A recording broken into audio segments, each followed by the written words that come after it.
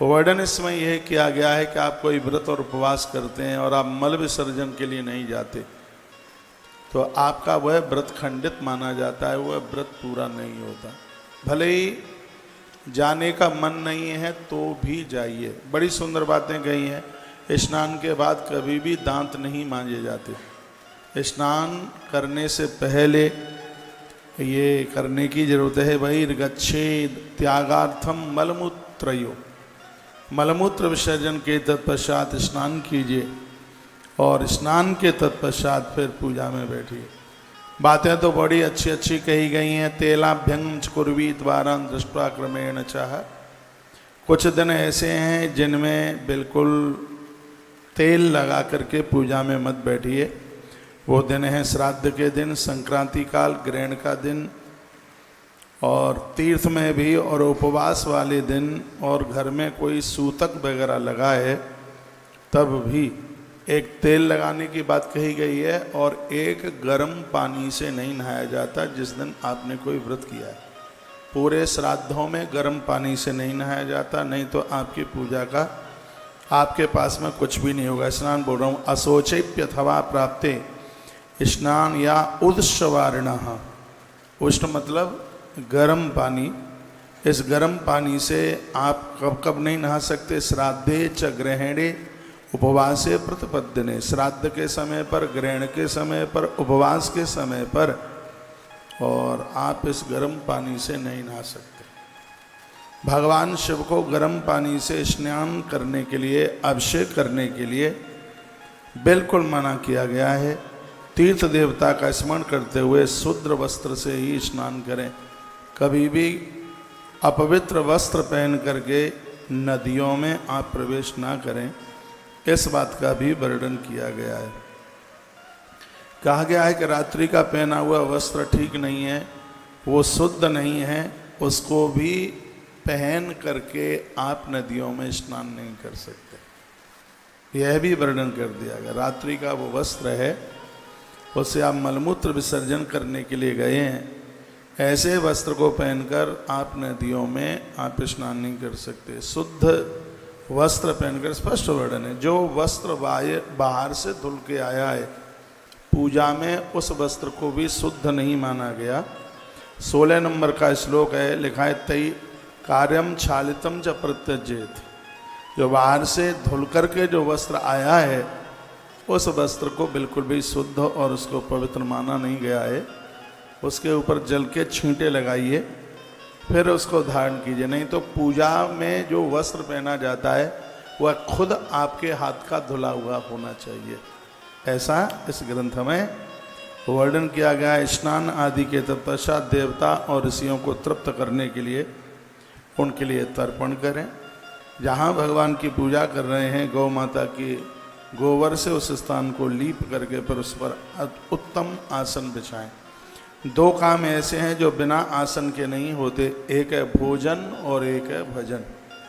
ये दोनों जगह पर आसन का होना बहुत ज़्यादा जरूरी है। वर्णन है आसनम च शुभम तत्र रचनीयम द्विजोत्तमा। ब्राह्मण आचार्य लोग ऐसा कहते हैं कि आप भजन में और भोजन में दोनों जगह है आप आसन बिछाइए। कपड़े पहनने के तत्पश्चात आचमन किया जाता है। धौत वस्त्रम ततोधार्यम पुनर्आचमनम चरेत। आचमन करके लोग कहते हैं पूजा में मन नहीं लगता। मन इसलिए नहीं लगता है क्योंकि उसका विधि, उसका विधान ठीक से नहीं है। एवं कृत्वा त्रिपुंडम च रुद्राक्षम धारिये नर। खड़े होकर कभी भी तिलक चंदन न लगाएं। तिलक चंदन लगाने के लिए बैठकर, इसमें तो ये लिखा है देवताओं के सन्मुख बैठ करके अपने भाल के ऊपर चंदन लगाइए, तिलक लगाइए। देवताओं की तरफ मुख करके, स्पष्ट वर्णन है उसमें वर्णन है कि त्रिपुंडम, भगवान के सन्मुख तिलक, त्रिपुंड, रुद्राक्षान धारिये नरः। रुद्राक्ष की माला रात्रि को आपने उतार करके रखी है। सुबह जब उसको धारण करते हैं तो महादेव से अनुमति मांगकर उसे धारण कीजिए। भगवान शिव को कहिए कि प्रभु ये आपका प्रसाद है, ये माला आपकी कृपा है, और आपकी आज्ञा लेकर के और हम इस माला को धारण कर रहे हैं। क्या अद्भुत बातें कही गई हैं। तो ये बड़ी अच्छी बात कही है। आचमन त्रिवारम मंत्र पूर्वकम, 3 बार मंत्र बोल करके आचमन कीजिए।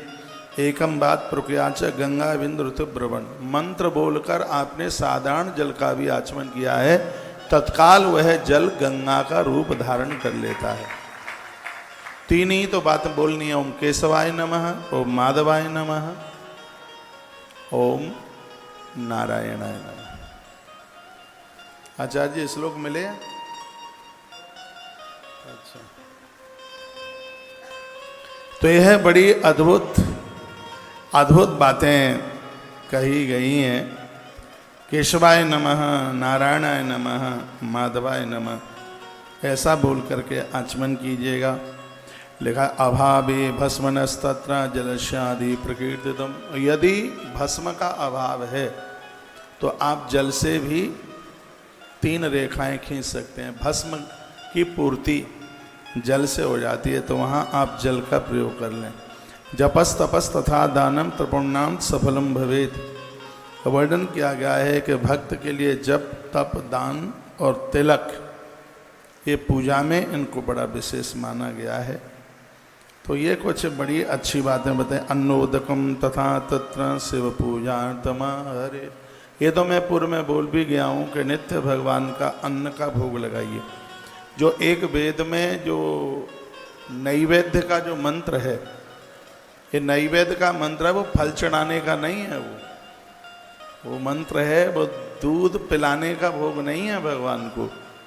उसमें जो नाभ्या आसी दंतरिक्ष गुम, जो ये मंत्र है, उसमें अन्न का भोग भगवान को। यहाँ इस ग्रंथ में भी ये पूजा का जितना भी प्रकरण है वो सबसे महापुराण से लिया गया है। जो देवताओं की 16 प्रकार की जो पूजा होती है और जितनी भी वस्तुएं चढ़ाई जाती हैं भगवान को, यह पूरा का पूरा प्रकरण श्री शिव महापुराण से इसको लिया गया है।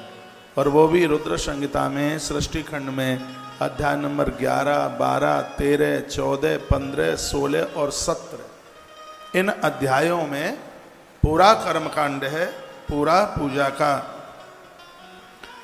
विधान है, उसको वर्णित किया गया है। चंदनई कुंकुमशैव धूपदीपै शनैकसा नैवेद्य विविधिशैव पूजयित्वा तथा शिवः। किसी भी देवता की आप पूजा करते हैं उसमें नैवेद्य जरूरी है। चंदन लगाइए, कुमकुम लगाइए। बहुत लोग कहते हैं कि भगवान शंकर को कुमकुम नहीं लगाया जाता, आपने भी सुना होगा। तो यह श्री शिव महापुराण रुद्र संहिता सृष्टि खंड अध्याय नंबर 13 और श्लोक नंबर 32, इसमें स्पष्ट वर्णन है कि भगवान को चंदन, कुमकुम, धूप, दीप अनेक प्रकार से के नैवेद्यों के द्वारा भगवान शिव की पूजा करें।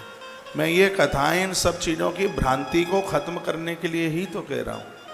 और एक एक बात को मैंने बहुत बारीकी से इसको पढ़ा है। एक बार फिर मैं श्लोक बोल रहा हूँ।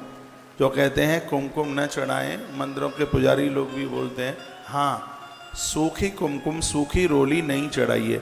हाथ पर ना लिखें, हाथ पर लिखने से कर्जा बढ़ता है, इसलिए पेन कागज के ऊपर ही चलाएं। तो कॉपी लेके बैठो, डायरी लेके बैठो, आपके काम में आएगा। और मैं हर बात एक प्रमाण के साथ में आपको निवेदित कर रहा हूँ।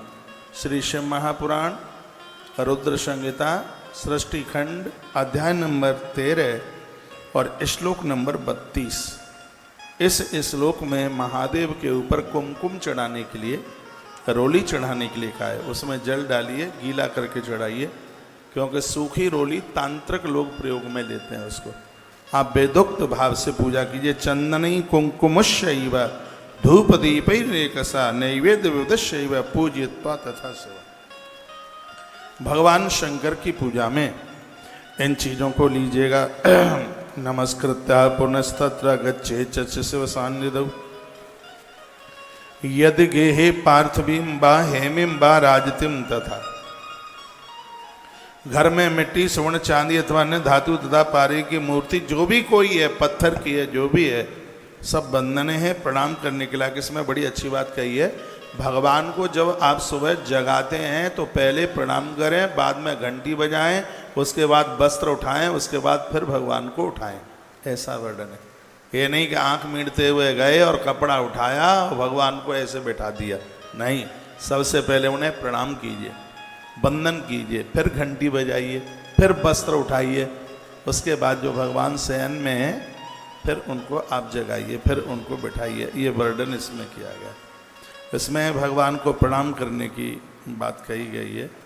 इस तरीके से भगवान की पूजा होती है तो भगवान बड़े प्रसन्न होते हैं। अपने घर में रहते हुए पूजा के समस्त नियमों का पालन करना चाहिए, ऐसा इस ग्रंथ में लिखा हुआ है। 36 नंबर का श्लोक है ये, इसमें नियम पालन की बात कही गई है। मैं बोले देता हूँ, कर्तव्यम सर्वथा तत्र नियमासु ग्रहिस्तते। आप नियमों का पालन करेंगे तो आपके बच्चे करेंगे। पूजा, भगवान को आपने बाल्टी में डुबकी लगा दी, आपने धूप बत्ती जला दी, दिया जला दिया, ये ज़्यादा महत्व नहीं रखता। ये बेटी बहुत जोर से सो रही है, गुड़िया जग जा बेटा, यही है। हाँ। तो कर्तव्यम सर्वथा तत्र नियमासु ग्रहिस्तता, पूजा के नियमों को फॉलो कीजिएगा और नियम के साथ में फिर उस पूजन को करें तो पूजा का फल है वो तत्काल प्राप्त होता है। तत्पश्चात भगवान शंकर को शंख पुष्पी बहुत ज़्यादा प्रिय है, उसके फूल भी आते हैं, वो चढ़ाइए। कुसा डाबी जिसे कहते हैं, दूर्वा, धतूरा, मदार, और देखिए फिर इसमें लिखा है तुलसी पत्र। 2 बार से महापुराण में तुलसी पत्र के लिए बात कही गई। एक तो कल 14 नंबर के अध्याय के 28 नंबर के श्लोक में तुलसी पत्र चढ़ाने के लिए कहा, और 13 नंबर के अध्याय में भी 63 नंबर के श्लोक में तुलसी चढ़ाने की बात कही गई। 2 बार ये बात आ गई है। श्लोक बोले देता हूँ, लिखा है, कुश पुष्पैस धतूरई मंदारई द्रोण संभवई तथाच तुलसी पत्रई बिल्व पत्रई विशेषता। इसमें लिखा है कि तुलसी पत्र और बेल पत्र दोनों एक संग महादेव के ऊपर चढ़ाते हैं। इस श्लोक में लिखा है तो भगवान महादेव बहुत ज़्यादा राजी होते हैं, भारी प्रसन्न होते हैं। ये मैं पहली बार बात बोल रहा हूँ। तुलसी पत्र और बेल पत्र दोनों एक साथ चढ़ाई जाए भगवान शिव को। ये 63 नंबर का श्लोक है और 13 नंबर का अध्याय है, श्लोक नंबर 63, और रुद्र संहिता का पहला खंड है जिसका नाम है सृष्टि खंड। इसमें लिखा है कि विशेष रूप से ये दोनों चीज़ें जब चढ़ाई जाती हैं तो एक विशेष रूप बन गया है, विशेष रूप से।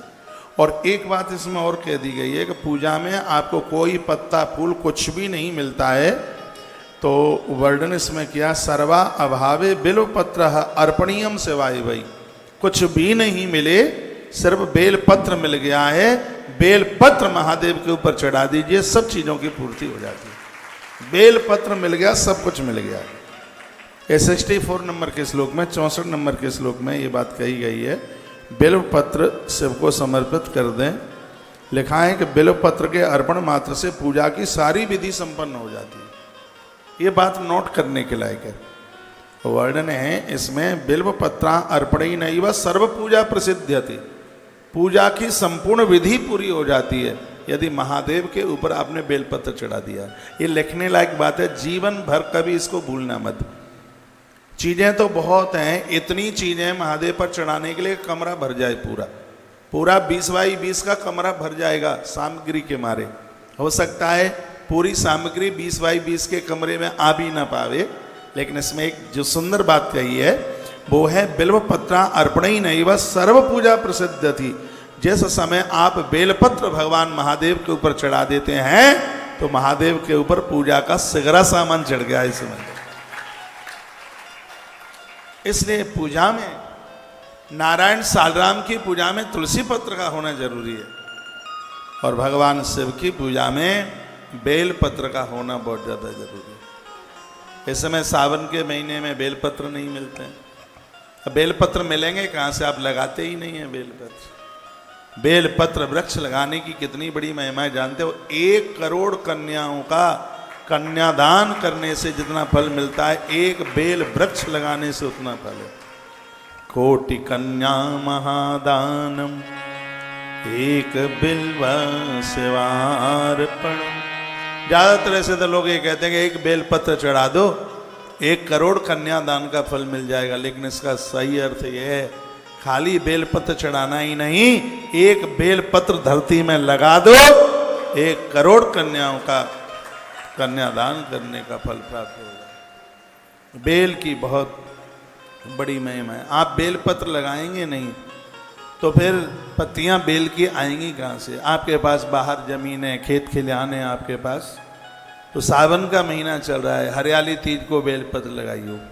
सोमवती अमावस्या आ रही है, इस दिन में वृक्ष लगाने का भारी मातम है। 17 तारीख को सोमवती अमावस्या है और सैकड़ों बार गया पुण्य आप प्राप्त कर लेंगे, इतनी बड़ी महिमा है। इस दिन भोर में जल्दी नहाना, नंदी को कुछ खिलाना, महादेव का अभिषेक करना, दान पुण्य करना, ब्राह्मणों को भोजन कराना, शब्दों में इसके पुण्य को बांधा नहीं जा सकता। और इसमें वृक्ष लगाने की बहुत बड़ी महिमा है, बहुत ज़्यादा महिमा है। तो बेलोपत्रार्पणैः सर्व पूजा प्रसिद्धति। तो बेलपत्र आपने महादेव को चढ़ा दिया है तो इसमें वर्णन है कि आपने सारी विधि संपन्न कर डाली है, सब को चढ़ा दिया, ऐसा वर्णन किया गया है। भगवान शंकर को यों तो सुगंधी इत्र सब देवताओं के ऊपर चढ़ा दिया जाता है, लेकिन जो इत्र चढ़ाने की बात है वो महादेव के ऊपर चढ़ाया जाता है। और इसमें वर्णन है कि इत्र चढ़ाते समय महामृत्युंजय मंत्र बोले, ओम त्र्यंबकम जजामहे सुगंधिम पुष्टिवर्धनम उर्वारुकमेव बंधनात् मृत्योर्मुक्षीयमामृतात्। इत्र चढ़ाने की बात कही गई है। श्लोक नंबर 66 तथा सुगंध चूड़म वैवासतम तैलमुत्तमम सुगंधित द्रव्य सुगंधित तेल अर्पणीयम च विविधम शिवाय परमाम मुद्रा। भगवान शंकर अति प्रसन्न हो जाते। गूगल की धूप से महादेव भारी राजी होते हैं, बहुत प्रसन्न होते हैं। नैवेद्य की बात हमने बताई दी है आपको। ततः प्रदक्षिणाम कुर्यां शिवस्य, भगवान शिव को वंदन प्रणाम पूजा। और जो वस्तुएं कई दिन से मैं आपको ये सब बातें आपके बीच में निवेदित कर रहा हूँ। एक बात, कल मेरे पास काफ़ी मैसेज थे। 1 लाख गेहूँ गोधूम महादेव को आप चढ़ा रहे हैं, एक दिन में नहीं चढ़ा पाओ तो सावन भर में चढ़ा दो। थोड़े थोड़े 1-1 सेर, आधा सेर, 250-250 ग्राम जितना बनता है, पूजा के समय में बैठ जाइए और फिर 1-1 चढ़ाना, 1-1 करके। पूरा सावन के तो 2 महीने हैं। गौधूम मानस तथा पूजा प्रशस्त संग्रस भाई, क्योंकि इसमें कहीं लिखा ही नहीं है कि आपको 1 दिन में ही पूरा चढ़ाना है। मैंने 10-5 श्लोक आगे पीछे के इसमें देखे हैं, लेकिन इसमें कहीं ऐसा नहीं लिखा है कि आपको ये 1 लाख जो गेहूं के दाने हैं वो 1 ही दिन में चढ़ाने हैं। तो आप इसको पूरा सावन के महीने में भगवान महादेव के ऊपर इसको आप चढ़ा दीजिए, आनंद हो जाएगा। एक बार जयकारा लगाइए, बोल भक्त वत्सल भगवान की जय हो। जय जय श्री राधे श्री राधे श्री राधे श्याम। यव पूजा च मुनि भी स्वर्ग सौख्या विवर्धिनः। जो आप जौ बोते हैं ना कलश के नीचे, आपको पता भी नहीं होगा ये जौ क्यों बोए जाते हैं। 48 नंबर का श्लोक है, जौ बोने से कलश के नीचे जो यब बोए जाते हैं, जौ बोए जाते हैं, उनकी पूजा भी होती है उसकी। तो इससे स्वर्ग सौख्य विवर्धनी, इससे स्वर्ग का सुख प्राप्त होता है। इससे व्यक्ति को स्वर्ग जैसा आनंद धरती पर प्राप्त होता है। मृत्यु के तत्पश्चात वह स्वर्ग लोक का अधिकारी होता है। पूजा में ज्वारे बोलने की इतनी बड़ी महिमा है। कोई भी आप अनुष्ठान करते हैं उसमें जौ बोने ही होते हैं। यव पूजा च मुनि भी, संतों ने, ऋषियों ने, योगियों ने इस बात की भारी सराहना करी है कि आप जौ बोइए। और ये निकले हुए जो जौ हैं ये आयुर्वेद में बड़े प्रभावशाली हैं।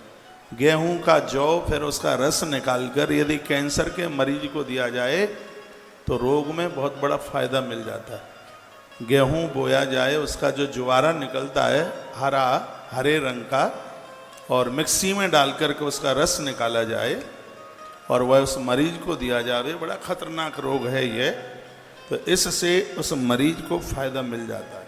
तो आयुर्वेद में भी बड़ा प्रभावशाली है और पूजा में तो है ही प्रभावशाली। लेकिन जो पूजा में है वो ये इंद्र के द्वारा प्रकट हुआ है। जो ये जितने भी अन्न हैं ये देवताओं से बने, ये इंद्र से प्रकट हुआ है जौ, इसलिए इसका एक नाम इंद्र जौ और है। और हाथ में इस जौ का निशान होता है। जो लोग हस्तरेखा देख लेते हैं, मैं भी देख लेता हूं पर देखता नहीं। अब अनुभव तो करना ही चाहिए, किताबें पढ़िए, ग्रंथ पढ़िए। जिसके अंगूठे में यव का निशान हो, जौ का निशान हो, ऐसा व्यक्ति बनखंड में भी जाकर के पहुंच जाए तो लक्ष्मी नारायण उसका संग नहीं छोड़ेंगे, भगवान उसका साथ नहीं छोड़ेंगे। ये हाथ में यहाँ होता है, इस जगह पर। वो जहाँ भी पहुंच जाएगा दुनिया उसके संग संग होगी। अंगूठे में होता है, इस पोटुआ के नीचे होता है, यहाँ होता है यव का निशान, यहाँ होता है। मेरे दोनों हाथ में है, इसमें भी है, इसमें भी। तो जौ की तो बड़ी महिमा है। तो ये छोटी छोटी बातें बताई गई हैं, इनको अपनी पूजा में जोड़िएगा।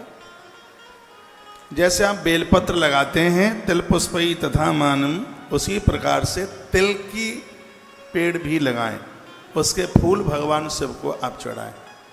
भगवान शंकर को बहुत प्रिय है और तिल के फूल भगवान को चढ़ाने से घोर गरीबी का नाश होता है। यहाँ तक कि कमल के फूल से भी ज़्यादा महादेव को तिल के पुष्प और ज़्यादा प्रिय है। ऐसा इस ग्रंथ के 62 नंबर के श्लोक में ऐसा वर्णन है। और ये तो आप बो देंगे, गमले में ही बो दें तो ये बहुत जल्दी निकल करके आ जाता है। और इस समय ये तो ऋतु चल रही है तिल बोने की, तिल का वृक्ष, और इसका फूल सितंबर में आ जाता है, अक्टूबर में आ जाएगा। और उन फूलों से भगवान शिव की पूजा की जाए। आज मैं फ़ोन करूंगा शाम को कि गौशाला में थोड़े तिल बो दिए जाएं फूलों के लिए, कहीं एक खेत में एक कोने में तिल, तो उसके फूलों से भगवान शिव की पूजा की जाए। भगवान शंकर बहुत प्रसन्न होते हैं। देवताओं के लिए भी बड़े आनंद की बात है। आपको 4 गाड़ी चाहिए, हर रोज बदलने के लिए आपको गाड़ी चाहिए। मुझे देवता इसलिए अच्छे लगते हैं क्योंकि देवता तृप्त हैं अपने आप में। कभी भगवान नारायण कभी महादेव के पास नहीं गए, ये नहीं कहा कि गरुड़ पर बैठे बैठे मैं बोर हो गया हूँ, कुछ दिन के लिए आप मुझे अपना नंदी दे दीजिए, कभी भी नहीं गए। और भगवान शंकर ने भी कभी नारायण से नंदी नहीं मांगा। इनकी तृप्ति देखिए आप, ये अपने अपने वाहन। और आनंद की बात है, ये जहाँ रहते हैं, ये जहाँ भी रहते हैं, इनके ठीक सामने इनका वाहन होता है। जिस गाड़ी में आप सैर करते हैं उसका इतना ध्यान रखिए, ये आपके आवास के ठीक सामने ये वाहन खड़ा हुआ रहे। ये वाहन, इससे बरकत होती है। ये नहीं है कि उसको चौड़े में सड़क पर पड़ी है, बिलंदा धूल जम रही है। आप देखते हैं शंकर का वाहन बिल्कुल नाक के सामने होता है। नारायण के मंदिर में गरुड़ ठीक सामने होता है। हनुमान जी का वाहन जानते हैं क्या है? हनुमान जी का वाहन नहीं पता आपको? क्या है हनुमान जी का वाहन? हनुमान जी का वाहन है ऊंट। ऊंट है हनुमान जी का वाहन। जब हनुमान जी के मंदिर के ठीक सामने, कितनों को पता है कि हनुमान जी का वाहन ऊंट है? अच्छा, हनुमान जी के ठीक सामने। जिनको ना पता हो तो खाटू श्याम मंदिर चले जाना, वहाँ हनुमान जी का मंदिर है और सामने ऊंट ऐसे है जैसे महादेव के सामने नंदी बैठा हुआ है, उसी प्रकार से वहाँ पर सामने। एक बार जयकारा लगाएंगे, बोलो बांके बिहारी लाल की जय हो। श्री हनुमान जी महाराज की जय हो। जय जय श्री राधे श्याम। तृप्त रहिए। देवताओं में बहुत ज़्यादा तृप्ति है, और जब हम ईश्वर की देवी देवताओं की पूजा करते हैं तो हमारे जीवन में संतोष रूपी धन चल करके आता है, और जब आवे संतोष धन तो सब धन धूल समान। जब जीवन में संतोष रूपी धन आ जाए तो जीवन में फिर किसी भी प्रकार की कमी नहीं रहती। अब आइए, अब मैं आपको लेके चल रहा हूँ कैलाश की तरफ। कैलाश की बहुत बड़ी महिमा है। कल आप कैलाश के बारे में आप सुन रहे थे, भगवान शंकर कैलाशपति कैसे बने। सकित्तम तस्यासीत कुबेरेण महात्मना। कुबेर को भगवान ने कैसे अपना मित्र बनाया, और कुबेर को भगवान ने अलकापुरी का कैसे राजा बनाया, और उसके कहने से भगवान काशी से कैलाश की यात्रा कैसे करी। आज की ये प्रमुख कथाएं हैं, वो आप सुन लीजिए। कल आप सुन रहे थे काम्पल्य नगर में एक ब्राह्मण हुआ जिसका नाम था यज्ञदत्त दीक्षित। ब्राह्मण परिवार में उसका जन्म हुआ है। पत्नी बड़ी धार्मिक थी, नित्य अग्निहोत्र करता है। गलती ये थी, गर्भाधान संस्कार श्राद्ध काल में हुआ, तो परिणाम यह हुआ कि उस नारी की कोख में एक बेढंगा बालक आकर के चल के आया। समय आने पर उसका जन्म हुआ, और उसी का नाम आसीद गुड़निधि नाम, उसी का नाम गुड़निधि रख दिया गया था। और वह बालक थोड़ा छोटे से बड़ा हुआ। 19 वर्ष में उसकी शादी कर दी गई। हमारे ग्रंथ भी कहते हैं बच्चों को पहले सेट काम से सेट कीजिए, उन्हें शादी शुदियाँ तो हो ही जाएंगी। पहले उनको उनके पाम के ऊपर खड़ा कीजिए, उन्हें कमाऊ बनाइए, उन्हें बुद्धिमान बनाइए, उन्हें संस्कारित बनाइए।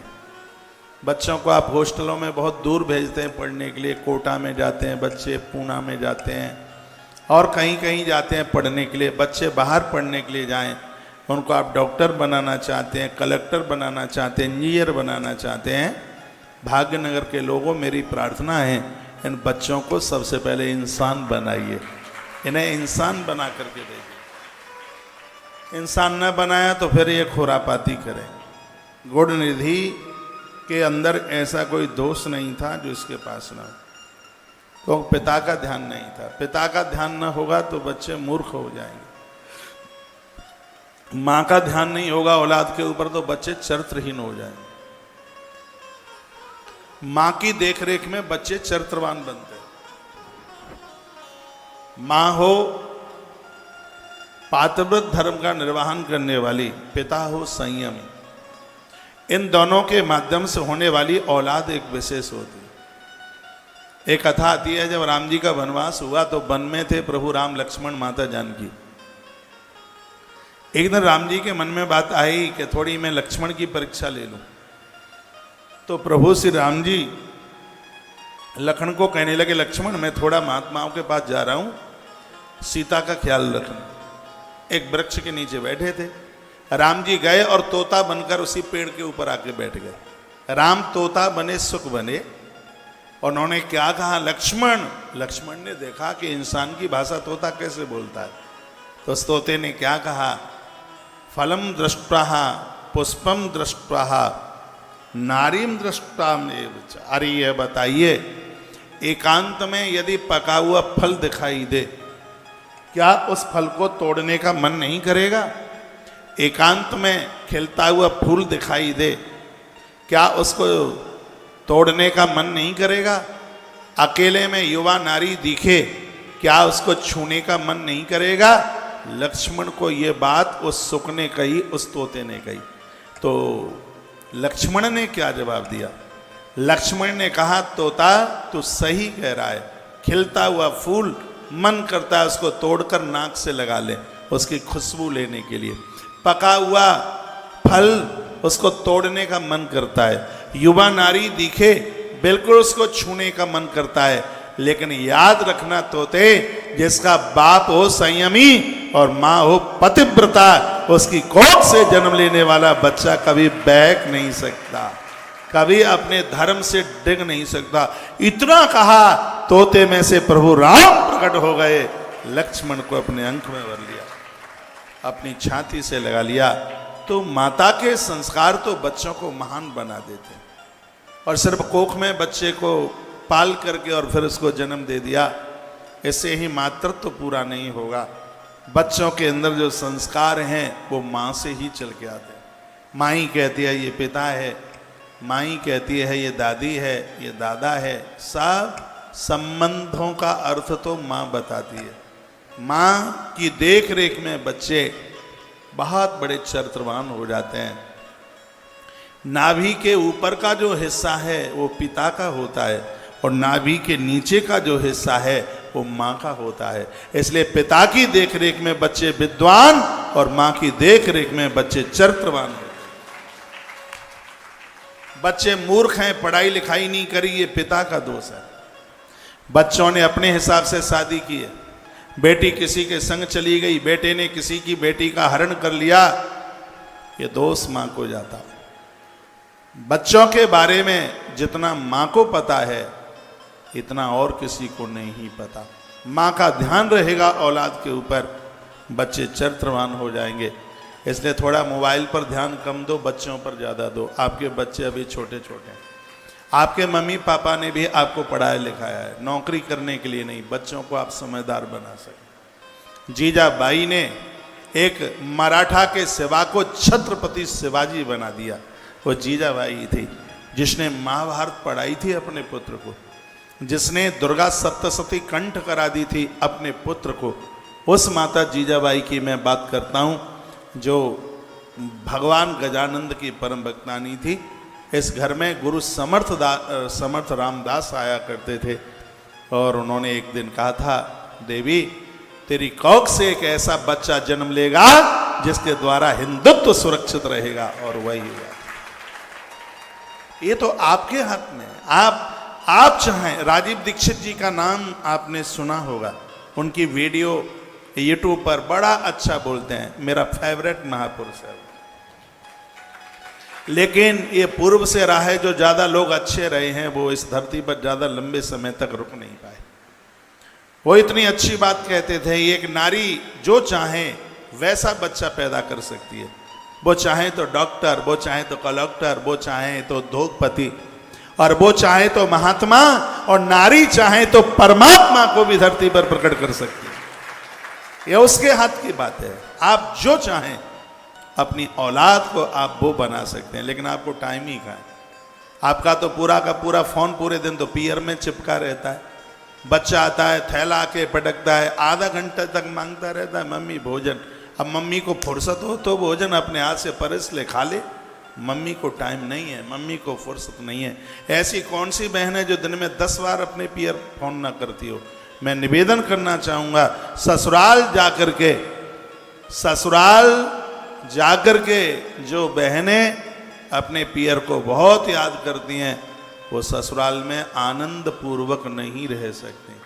आप ससुराल को याद कीजिए, लेकिन ऐसा नहीं है कि दाल चढ़ाने को रखी तो फोन, छौंक लगाया तो फोन, आटा गूंथा तो फोन। आप क्यों जा रहे हैं? कोई बात बुरी लग गई है दादाजी?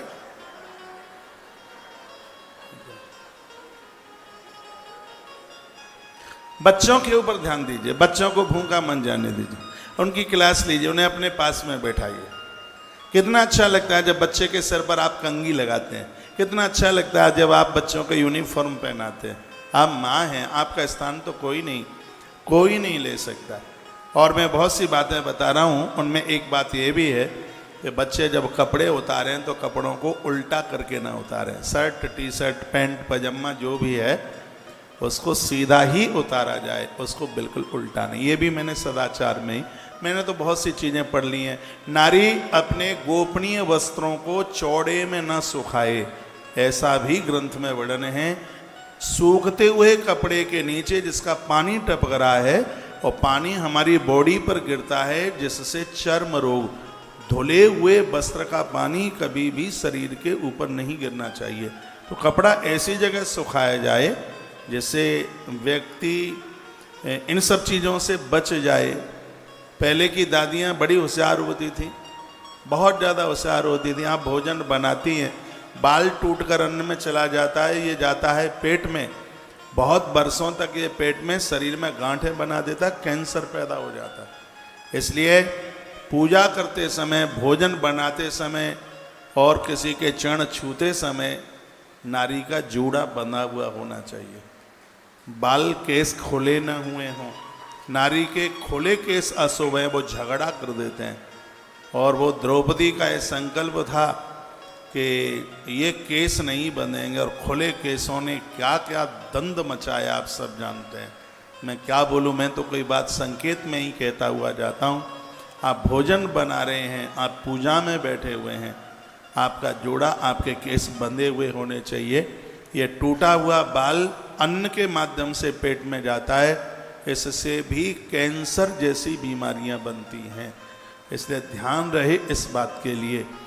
जो स्त्री पुरुष कोई भी हों जिनके नाखून लंबे हैं, बड़े बड़े नाखूनों का सीधा अटैक लीवर के ऊपर होता है। मेरी कोई बात काट के तो बताए, गलत कह रहा हूँ तो।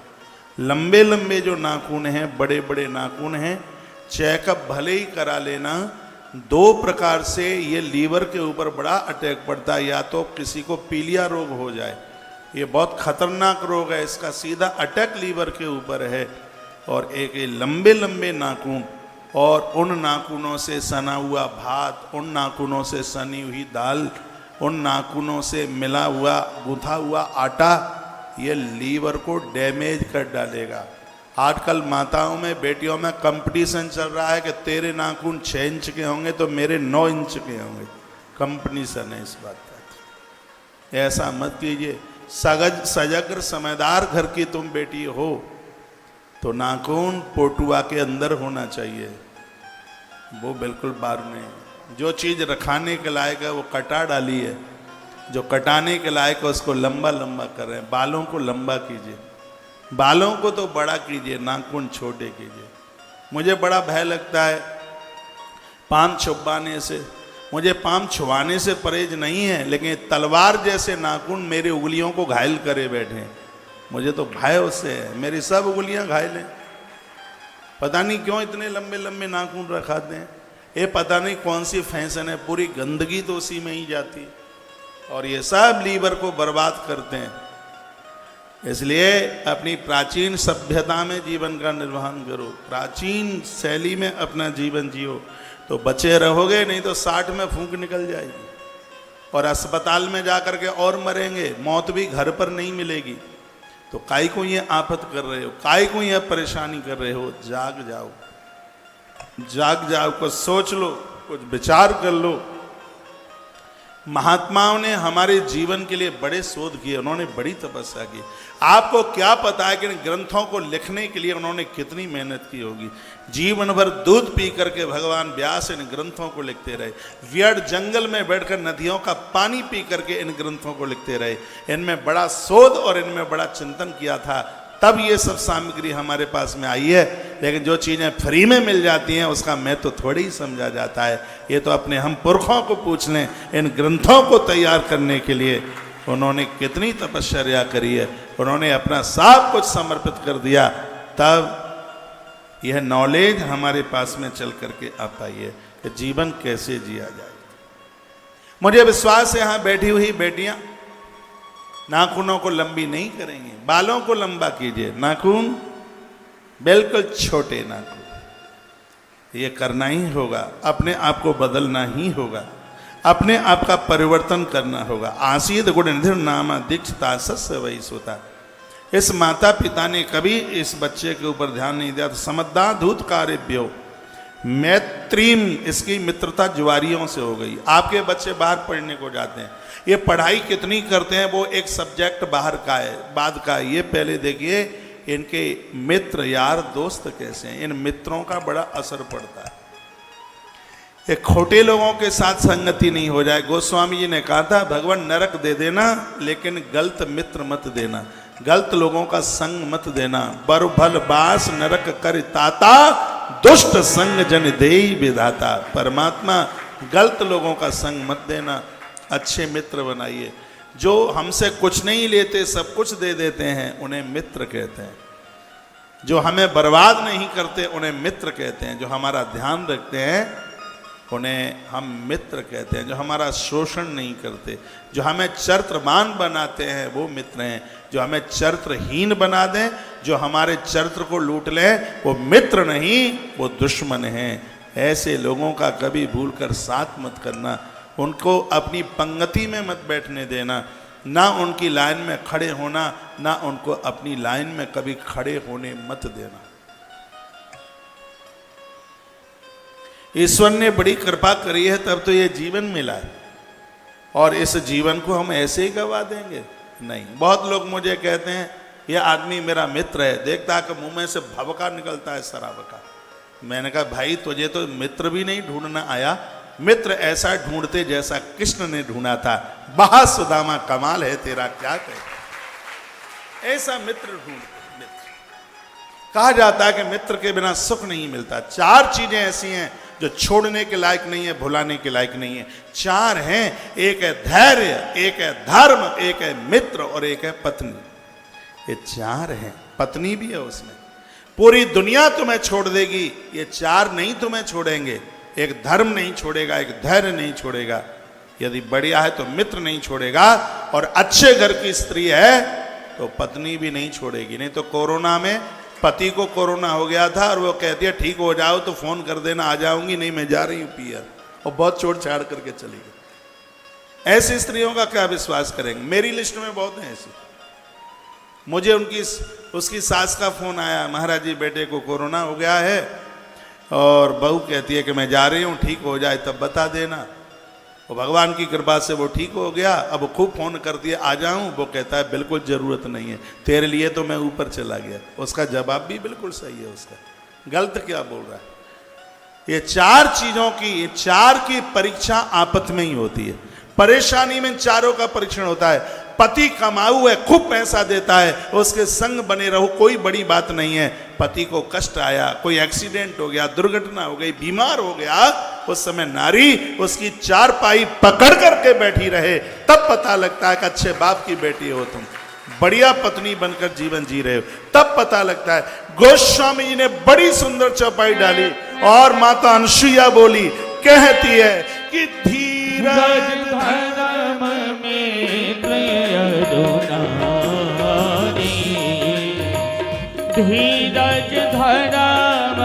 धीरज धर्म में आपद काल पदकी हो चारे, आपद काल पदकी हो चारे। धीरज धर्म मित्र अनुरागी, आपद काल पदकी चारे। धीरज धर्म मित्र अनुरागी, आपद काल पदकी चारे। आपद काल पदकी चारे। माता अनसुईया ने बात माता जानकी को सुनाई है रामायण में। आपत्ति में इन 4 की परीक्षा हो जाती है। बेटी तुम बहुत महान हो, क्योंकि तुम्हारे पति के ऊपर कष्ट आया है और तुमने अपने पति को छोड़ा नहीं है। ये तब की ये चौपाई है। एक बात मैंने और पढ़ी है, वो सुनने में आपको अच्छा लगेगा कि बेकार लगेगा आप जाने। ऐसा बताते हैं कि भाई भाई का बहुत प्रेम होता है, लेकिन किसी कारणवश ऐसी संभावनाएं बन सकती हैं कि जिसमें भाई संग छोड़ सकता है, लेकिन साथ भामर पड़ने वाली पत्नी साथ नहीं छोड़ सकती।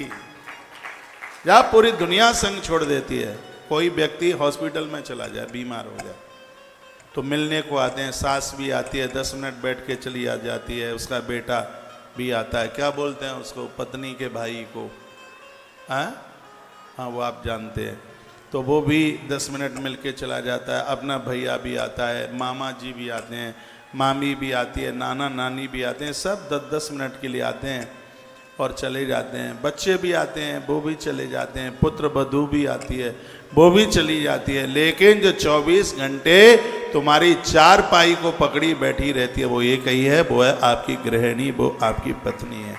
वो संग नहीं छोड़ती, साथ नहीं छोड़ती। धर्म, धैर्य, मित्र और पत्नी, ये चारों तो बड़े अद्भुत हैं। तो मित्र बहुत अच्छे बनाइए, बढ़िया बनाइए, चाहे बेटी हो चाहे बेटे हो, ध्यान रखना।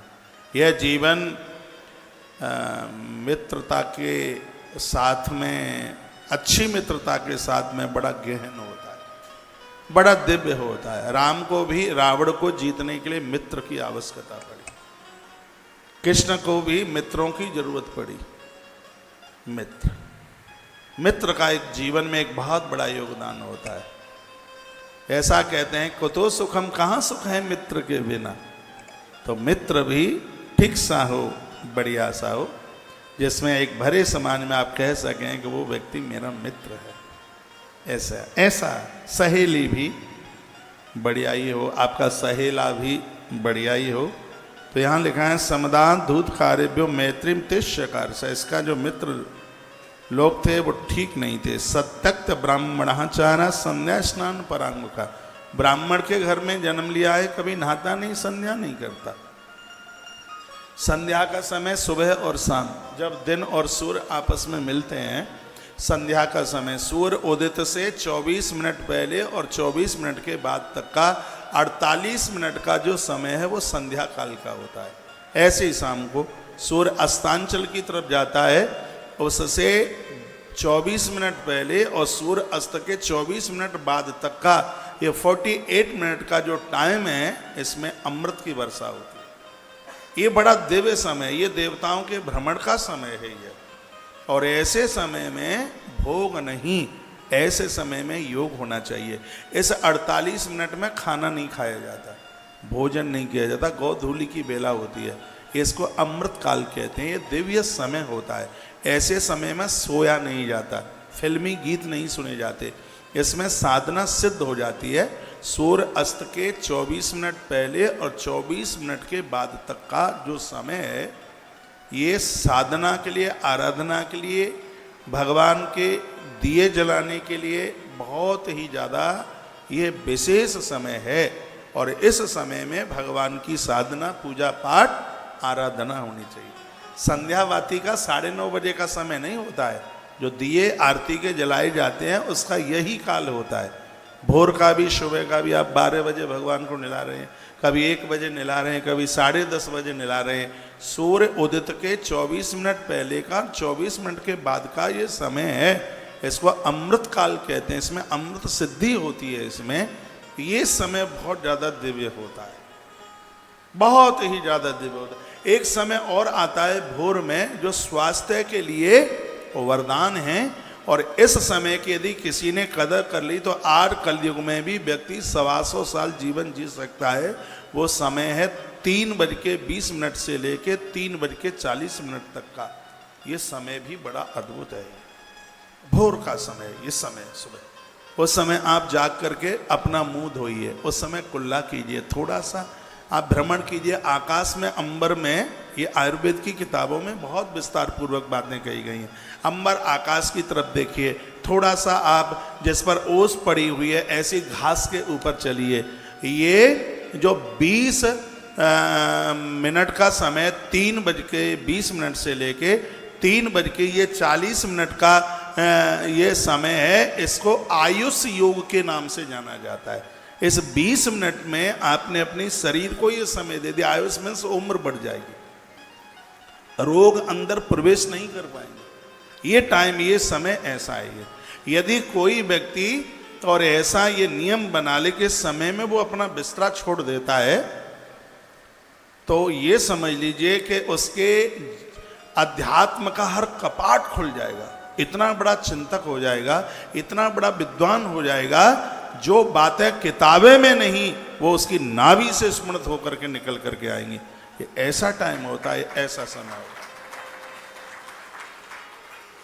ये ईश्वर का समय, ये प्रभु का समय, परमात्मा का समय। लोग इसको ब्रह्म मुहूर्त के नाम से जानते हैं। ब्रह्म मुहूर्त 6 घंटे का नहीं होता है, ब्रह्म मुहूर्त बस इतनी ही देर का होता है। ये लगभग 3:18 से लेकर के और लगभग ये भी समय 3:20 42 मिनट तक का ये समय ये होता है ऐसा। ये भी बड़ा अद्भुत समय है, ये भी 24 मिनट का, 42, 43, 44 यही समय, ये भी 24 मिनट बड़ी अपने आप में अद्भुत है। वो मैं आपको बता रहा हूं, आपको तो 7 बजे ही जगना है, बताने का कोई फायदा भी नहीं। आजकल तो घर में कंपटीशन से होते हैं, बहू और सास में कंपटीशन है, देखो कि कौन सूर ज्यादा निकलेगा तब जगेगा, कंपटीशन। भोर में थोड़ा सा जल्दी जागिए, अपने स्वास्थ्य का ध्यान रखिए। और लिखा है कि संध्या स्नान परांगमुखा, ब्राह्मण के घर में जन्म है, कभी संध्या नहीं करता, कभी पूजा पाठ नहीं करता, कभी स्नान नहीं करता। हमारे ग्रंथ कहते हैं 1000 काम करने से पहले स्नान करो, ग्रंथ कहते हैं 100 काम करने से पहले भोजन करो। वो तो कर ही लेते हैं, अब इस पर क्या प्रवचन करना है। 100 काम करने से पहले भोजन करो, 1000 काम करने से पहले नहाओ, 1,00,000 काम करने से पहले दान दो, और 1 करोड़ काम करने से पहले भगवान का नाम लो, भगवान का भजन करो। श्लोक बोले देता हूं, शतम व्याय भोक्तव्यम सहस्रम स्नान माचरेत, और लक्षम व्याय दातव्यम कोटिम तक्ताम हरिम स्मरेत। ये देना है, इसकी आज बैटरी चलेगी।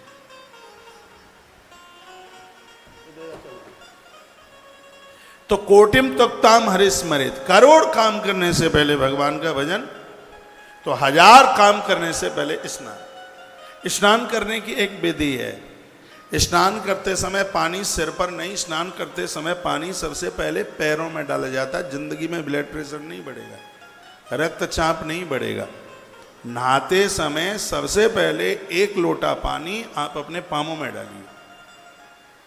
गर्म पानी का भी सिर पे मन डालना, चांद सगरी गंजी हो जाएंगे, उड़ जाएंगे सगरे बाल। जब से वैक्सीन लगी है तब से बाल ही भारी गायब हो रहे हैं, टूट रहे हैं, सब चांदें खुरमुंडी भई जा रही हैं।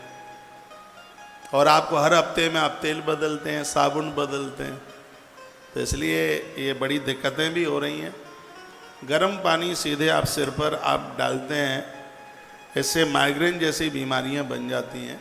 ताज़ी पानी स्नान के लिए ग्रंथ तो ये कहता है कि उसको भी छान करके, पूजा में तो छान के लिया ही जाता है। टोटी में कपड़ा लगा दो, सूती कॉटन टोटी में, उसी में से वो छन करके नीचे गिरेगा। थोड़ी फिटकरी डाल दो उसमें, तो उस पानी का जो दोष है वो बिल्कुल ख़त्म हो जाएगा।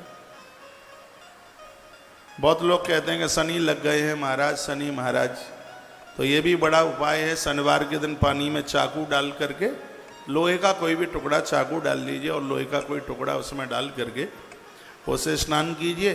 पीपल के पत्तों की माला हनुमान जी को चढ़ाइए, और सरसों के तेल का 1 दिया दोपहर 11:48 से 12:12 अभिजित मुहूर्त में पीपल की जड़ों के नीचे जला करके आ जाइए। ये भी आपका शांति हो जाएगा। शनि महाराज, शनि महाराज नहीं, सबको कहाँ परेशान करेंगे वो। अरे जो भगवान का भगत है, क्या शनि महाराज उन्हें परेशान करेंगे। थोड़ा सा अपना जीवन जीने का क्रम बदल लीजिएगा, सब ठीक हो जाएगा। निंदको वेद शास्त्राणाम देव ब्राह्मण निंदक, ब्राह्मण के घर में जन्म हुआ था, वेद और शास्त्रों की भारी निंदा करता था, साधु महापुरुषों की भारी निंदा करता था। नट पाखंड भांडस्तो बद्ध प्रेम परस्पर, और उनके साथ पाखंडी लोगों के साथ में और उनके साथ मित्रता किए हुए है, उनके साथ ही इसको रहना इसको बड़ा अच्छा लगता है। एक पुत्र तन माता, जिनके घर में एक पुत्र है, या तो बहुत बढ़िया निकलते हैं या सीधे धुंधुकारी की तरह निकलते हैं। ये एक जो पुत्र है जिनको, वो तो बड़े सावधानी पूर्वक है। ये एक पुत्र वाले या तो श्रवण कुमार निकलेगा, और यदि सीधा का सीधा धुंधुकारी की तरह है। ये जो एक पुत्र वाले लोग हैं, आपको तो बहुत ही ज़्यादा ध्यान देना होगा। अब एक बिगड़ जाए तो फिर दूसरा हो तो लगता है दूसरा संभाल लेगा। अब जो उंगली पर एक ही है महाराज, और वो भी छोड़ देगा तो फिर जाएंगे कहाँ। जिनको एक है वो तो बहुत विचार करके, बेटा बच्चा तो एक से ज़्यादा ही होना चाहिए, एक से ज़्यादा। एक गड़बड़ करे तो दूसरा तो साथ निभा ले। अब इनको तो एक ही था, लिखा एक पुत्री थी तन माता। इस मैया को एक ही था, प्रतार यति दीक्षितम। और जब मैया इसको डांटती है तो आंखें निकालता है माँ के ऊपर। और आज के समय में ऐसी औलाद की भी कमी नहीं है जो माता पिता को खूब पटक पटक करके पीटती है। मैं तो ये बातें ज़्यादा इसलिए नहीं बोलता क्योंकि ये कथा दुनिया के 200 पौने 200 देशों में जाती है। इससे हमारा थोड़ा कल्चर डाउन होता है। विदेशी लोगों को ये लगेगा क्या हिंदुस्तान में भी अब ऐसा होने लगा है? जो राम पिता के कहने से वन के लिए चले गए, क्या उस राम के देश में आज माता पिता औलाद के द्वारा कूटे जा रहे हैं? मैं तो इसलिए नहीं बोलता, नहीं तो आज की तो स्थितियाँ बड़ी गंभीर है। आश्रम में बेचारे बूढ़े बूढ़े लोग रोते रोते हुए आते हैं। ऐसी स्थिति हो गई है कि बस पूछो ही मत। क्या मिला है, क्या मिला? कुछ नहीं, सब कुछ चला गया, सब खत्म हो गया, कुछ नहीं रहा। क्रोध नस्तिस्त तनया, बताया जाता कि इतना क्रोधी है, आंख में से तो बिल्कुल रक्त टपकता है क्रोध के मारे। ज्वारियों के संग रहता है पूरा दिन भर, कुकर्मी हो गया है, मांस भक्षण करता है। मैया ने एक दिन उसको समझाया। आपने कभी किसी कुंभकार को देखा? कुंभकार जानते हैं, मिट्टी के घड़े बर्तन बनाने वाला व्यक्ति। चाक घुमाता है। किसी कुंभकार ने चिलम बनाई। चिलम जानते हो? चिलम जानते हो? कैसे कहते हैं? हाँ हाँ, वही सुल्फा वाली चिलम। पहले ये बहुत ज्यादा चलती थी, हाँ, लेकिन अब वो चिलम नहीं है और एमाल दूसरे बहुत तैयार हो गए। तो वो कुंभकार वो चिलम बना रहा था, इतने में एक महात्मा आया हुआ। उस साधु ने कहा, भैया क्या बना रहे हो तुम? उसने कहा, चिलम बना रहा हूं। अरे भले आदमी, तुझसे कुछ बढ़िया नहीं बनता, चिलम बना रहा है, कुछ और बना लेता। ये चिलम स्वयं जलेगी और इसकी फूंक जो खींचेगा उसका गला भी जला डालेगी। काय को तो चिलम बना रहा है? तो बर्तन बनाने वाले व्यक्ति ने कहा, तो बाबा जी क्या बनाऊं? तो उन्होंने कहा, सोराई बना। सोराई, सोराई जानते हो? हाँ, जिसमें सोराई फ्रीज की छोटी बहन सोराई। तो वो सोराई उसने बनाई, और ऐसी सोराई जो सबसे पहली बार बनाई गई सोराई, तब की बात है, फिर तो पूरे देश में उसका प्रचार हो गया। सोराई बनाई, उस सोराई का इतना प्रचार हुआ कि वो सोराई पुजा नहीं पा रहा था। लोग उसको थैंक यू, धन्यवाद बोलने के लिए आ रहे थे, क्योंकि सोराई में पानी भर दो तो स्वयं ठंडी रह रही थी, उसका पानी जो पी रहा था उसके गले को भी वो ठंडा कर रही थी। ये सोराई का काम लोगों को बड़ा अद्भुत लगा। साधु ने अब प्रचार किया पूरे समाज में, और वो गली गली पहुंचा, हर घर में घुस जाए और कहता था, अपने बच्चों को चिलम बनाओगे क्या सोराई? चिलम बनाओगे क्या सोराई? चिलम बनाओगे क्या सोराई? अब लोग समझे नहीं, लोग कहेंगे बाबा पागल हो गया है। तो किसी ने कहा, बाबा इसका अर्थ तो बताइए, चिलम सोराई का मतलब क्या है? तो महात्मा ने कहा, अपने बच्चों को तुमने कुसंस्कारीय बना दिया चिलम की तरह। तो जैसे चिलम स्वयं जलती है, दूसरों को भी जलाती है, तो तुम्हारे बच्चे स्वयं जलेंगे, दूसरों को भी बर्बाद कर देंगे। यदि सुराई की तरह संस्कारीय बनाया तो सुराई स्वयं ठंडी रहती है, जिसका पानी जो कोई पिए वो उसको भी ठंडा कर देती है। बच्चों को सुराई जैसा संस्कारीय बना दिया तो स्वयं आनंद में रहेंगे और दूसरों को भी आनंद से भर देंगे। तो अब हैदराबादियों लोगों, अब आप बताइए क्या ज़्यादा ठीक है? समाज में बच्चों को चिलम बनाने की जरूरत है या सुराई? सुराई। तो सुराई ये तब बन पाएंगे, छोटे से ही इनको देखोगे बस्ते में रखते क्या है, आते कहाँ हैं, जाते कहाँ हैं, अलमारी में क्या रखते हैं, इनके मित्र बांधव यार दोस्त कैसे हैं, इनके मोबाइल में लॉक नहीं लगना चाहिए, पता नहीं कौन सा उसमें ऐसा रखा है गुलाब जामुन, 4 लॉक डालते हैं मोबाइल में, 4 लॉक, 4। मैंने किसी बच्चे को बोला, बेटा एक फ़ोन करना है लाना, सो वो ऐसे ही घुमाता रहा उंगलियां 25 बार। से मैंने कहा इसमें रबड़ी रखी है क्या है? उसको यूं ऐसे करता रहा बहुत देर तक वो लॉक खोलने के लिए। मैं तो कहूँगा जिनके मोबाइल में लॉक लगे हैं जरूर कुछ न कुछ गड़बड़ है। मेरा मोबाइल खोला पड़ा रहता है, जैसे कोई देखो पढ़ो भैया महाराज, उसमें है 4 लॉक। अरे औरों को छोड़िए, पत्नी जा रही है रसोई के लिए और वो पत्नी का मोबाइल उसको मिल गया, पति को पत्नी का मोबाइल, तो ऊपर से नीचे तक देखेगा। अब उसको उसका मोबाइल इतने संकीर्ण हो गए हैं, इतने संशय वाले हो गए हैं, इतने हृदय से साफ सुथरे बनिएगा आपके ऊपर कोई उंगली तक ना उठा पाए, ऐसा जीवन जीने की जरूरत है।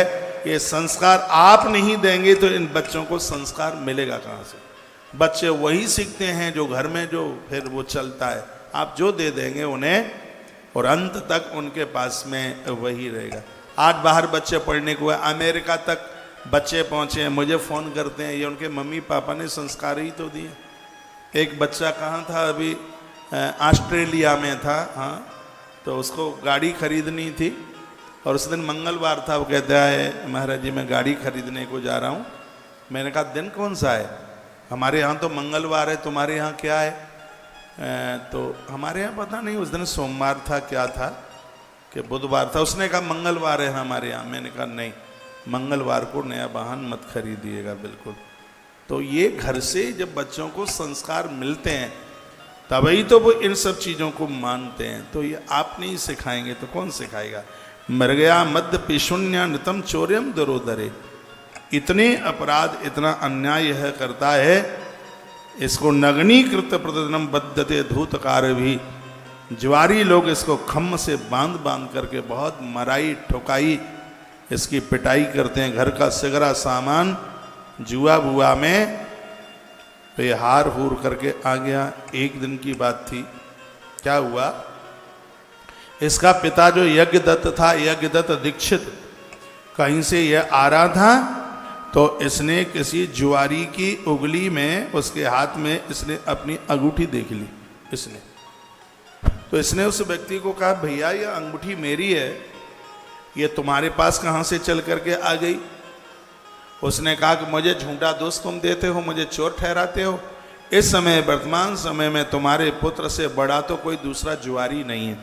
ये देखो हाथी दांत के आभूषण जुआ में हार के गया है, ये अपनी माँ के ये वस्त्र ये साड़ियाँ हार के गया है, और ये देखो ये कितने आभूषण वह जुआ में हार के गया है। उस बाप ने जब ये शब्द सुने उसके पाम के नीचे की धरती हिल गई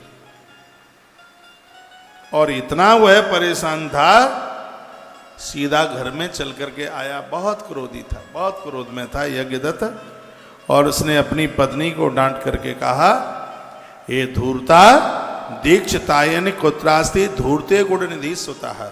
धिक्कार तेरी कोख के लिए कि तूने एक शराबी को पैदा कर दिया, तूने एक ज्वारी को पैदा कर दिया। कहाँ है तेरा वो नालायक कुपुत्र, कहाँ है तेरा? वो डांट करके उसको कहा तो श्रुता तदवाक्यम भीता सा दीक्षितायिनी, वो भयभीत हो। प्रोवाच स्नान मध्यानी क्रियाम निष्पाद यंत्र था। और क्या बोली? संध्या करने के लिए, दोपहर का स्नान करने के लिए गया है। उसने लाठी उठाई, पीठ के ऊपर प्रहार किया और कहने लगा दीक्षित हम हे सदपुत्र जननी नित्यम सत्य प्रवासिनी। बोलता है नारी वही वंदनीय है, प्रणाम करने के लायक है जिसकी कोख से सतपुत्र पैदा हो, अच्छा पुत्र पैदा हो। वह नारी आदर की काबिलियत में है। पुत्रवती जुबती जग सोई, रघुवर भगत जास सुतोई। नहीं तो नतर बांझ बल बाद व्यानी। हमारे ग्रंथ कहते हैं जो नारी अच्छे पुत्र को जन्म न दे पाए, इससे तो भला वो बांझ रह जाए तो ज़्यादा ठीक है। उसकी कोख से कोई औलाद नहीं होनी चाहिए, क्योंकि बांझ रह जाएगी तो एक शराबी जुआरी कबाड़ी तो पैदा नहीं होगा। नारी या तो सूर सूरमा को जन्म दे, वीर यति को जन्म दे, नहीं तो वो बांझ रह जाए तो ज़्यादा ठीक है। शिव महापुराण में यह ब्राह्मण कहता है सतपुत्र जननी नित्यम सत्य प्रवासिनी। नारी वो वंदनीय है जिसकी कोख से एक लायक संतान आकर के जन्म लेती है। धिक्कार तेरे लिए है, तूने एक कुपुत्र को जन्म दिया है। इस घर में तेरे लिए बिल्कुल कोई जगह नहीं है और इसी समय तुझे मैं इस घर से बाहर कर दूंगा। सूत सौनक ऋषियों को कहते हैं कि देखो यहाँ लिखा अपुत्रत्वम बरम निणाम कुपुत्रात् कुल पांसनात्। इसमें वर्णन किया गया कुपुत्र पैदा हो, इससे तो निपुत्र रह जाएं तो ज़्यादा बढ़िया है। क्योंकि जो कुपुत्र पैदा होते हैं इनके द्वारा कुल नष्ट हो जाता है, कुल समाप्त हो जाता है। यह जरूरी नहीं है कि 100 हो, एक हो, लेकिन वो लायक हो, वो सत्पात्रता में हो, ऐसा यह ग्रंथ कहते हैं।